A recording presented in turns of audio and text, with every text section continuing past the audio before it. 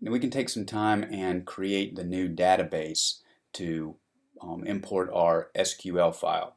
So the way, again, WordPress works is you have an SQL database that holds all of the information, the blog posts, the users, all of the stuff that's on your site, and then you have a bunch of files, website files, that are sitting out in a directory structure on the web server. So we're in the process of uploading those website files right now, as you just saw in the other video, and now we need to create the database, and then we need to import all the stuff, the SQL file, into that database that we're creating. So I'm here in the Bluehost main admin area, and I'm going to come over here and I'm going to hit database. And that's going to pull up an area where I can create a new database. So I'm going to create the database. I'm going to call it the same thing. And I'm going to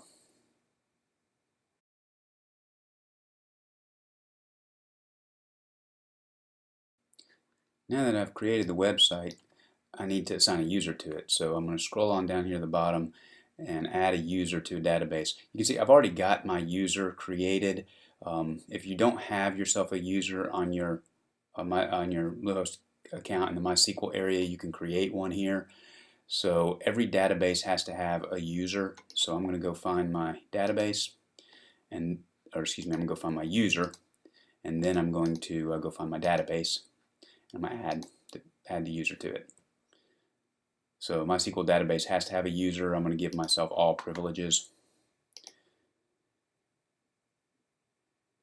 And if you're sophisticated, you may have multiple users, so you want to restrict their privileges. I'm not that sophisticated, so I'm going to go back, and now I can see in my database area I have the database and myself as the user to that.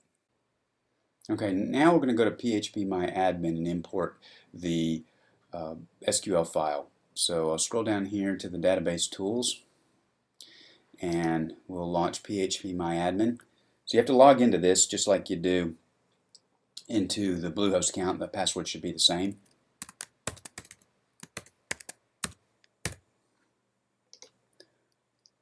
And once we get there, we're going to see all of our databases on the left-hand side.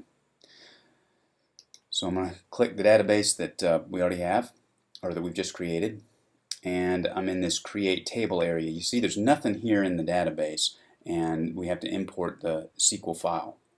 So it's easy enough. They give us an import tool.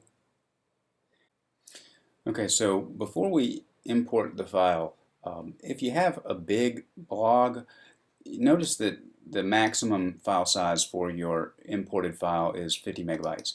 So if you remember from the other video, on my file it's 82.3 megabytes. So we're going to have to compress this file in order to get it big enough to, or small enough to import. So I've just zipped it up to where now it's 19.5 megabytes.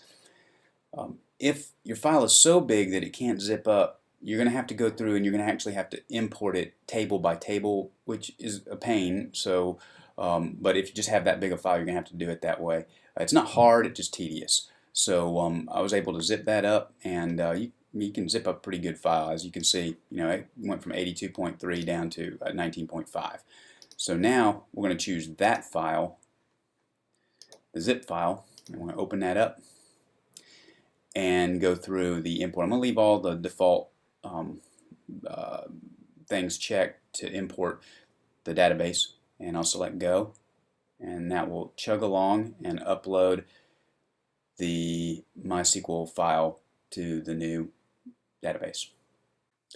If you're having trouble uploading the SQL file and getting it imported because the file size is large, you can also upload it using the file manager into the homeschool FTP, or whatever your web server upload directory is. And the way to get out there is to go to your file manager and then upload the file. So you choose the file and go ahead and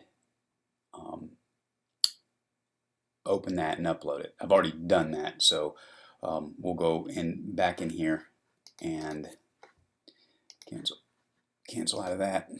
Come back to the import utility, select it. It'll be available in a drop-down menu, and select go to import that file. Now this is going to churn for a little while. It's going to take some time, maybe depending on how big it is, it might be real fast. Otherwise, it might take 5-10 minutes. So we're going to let that do its thing. And we're done. You can see that the import has been successfully finished and no errors. Otherwise, you'd have a big red box right there. So I've pulled up my other PHP MyAdmin where the site is currently live, and I can go into the structure, and I can also see here on the side all of the tables. I see that there's 16 tables. We'll look back over here, got 16 tables. So you can spot check that and make sure that everything looks good. So with that, the database has been imported and the web files have been completely uploaded. So now we're ready to connect the website back with the SQL database. And then the final step will be we'll redirect the name servers to point to the new web host.